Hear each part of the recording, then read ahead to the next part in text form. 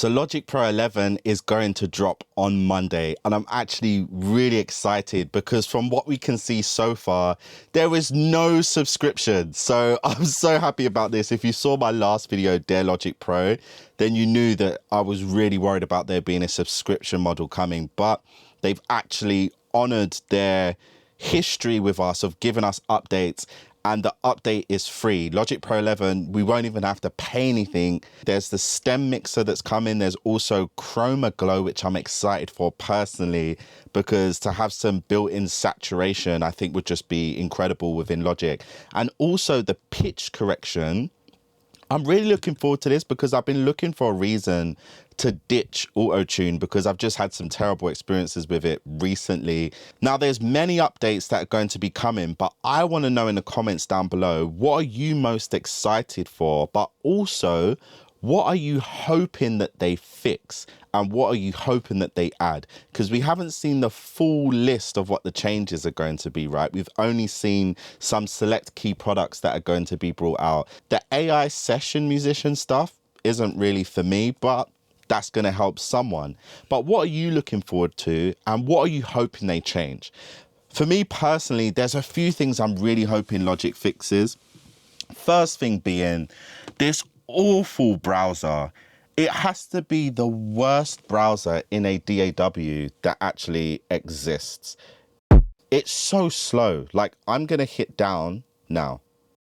Can you hear the delay? Now.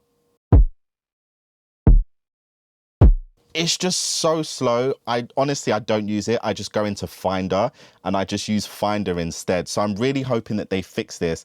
It's even worse if you try and search sounds whilst the beat's playing or whilst the track's playing. It's awful. Most of the time it just doesn't play anything back. Now, my suspicion is that they've engineered this browser in a way that it prioritizes Apple loops and being able to play them back in time.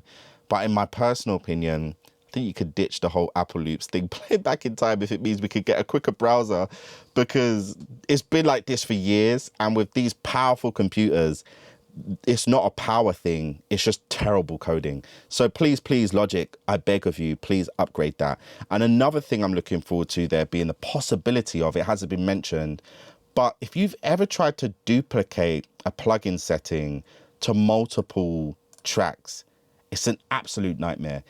I was on Studio One for a little while. I was on Logic, then I went to Studio One, then I came back to Logic. But one of the key things I miss is the drag and drop nature of Studio One. You can literally just take this, and if I hold it and drag it here, it will copy it there. And if I have several things selected and I hold this and I drag it here, it would copy it to every single one. It's just so intuitive. But with Logic, if you do that, it doesn't copy it anywhere. You have to copy it one by one. Now, for a few things, that isn't that much of a headache. But imagine when you've got a session and it's got 60 vocal tracks and you've literally set the auto-tune for each one and you just want to drag it over quickly. It's just a nightmare in Logic. So I'm really hoping they could just make those small changes just to make it more efficient. Just drag and let it copy. And then also the browser, I'm really hoping that gets fixed. But that's enough about me. I want to know, what are you looking forward to? And what are you hoping that Logic implements? Now, if you're not on Logic and you're on a different DAW, then what would you want Logic to add in order to make you move from that DAW to this DAW? Because my hope and plan for this Dare Logic series is that it could be something that someone or a developer at Apple happens to stumble across, and it's just the gold mine for them of information and things that we want. Because Logic doesn't really have a great feedback service to be able to vote for features. Studio One had that, and I thought that was incredible. And I think other DAWs have that, but Logic is pretty much like, I don't know who they're targeting to get information on what they want to do in the updates. It seems like they just go with things that seem like buzzwords or could be popular. AI seems to be key right now, so let's just do that. MPC's doing great with the stem split and stuff, so let's just do that. But I think there's a lot of things that long-term Logic users want. And I'm curious to know what those things are, what you think those things are. So be sure to let me know in the comments down below. But super excited for Monday. Can't wait to get my hands on Logic Pro 11. and it's a free update. This is the logic we love. This is how we want them to continue to treat us. But you know who it is. My name's Alex Elliott. If you like this kind of content, be sure to like and subscribe. And I look forward to seeing you all in the comments down below first and foremost, and next time.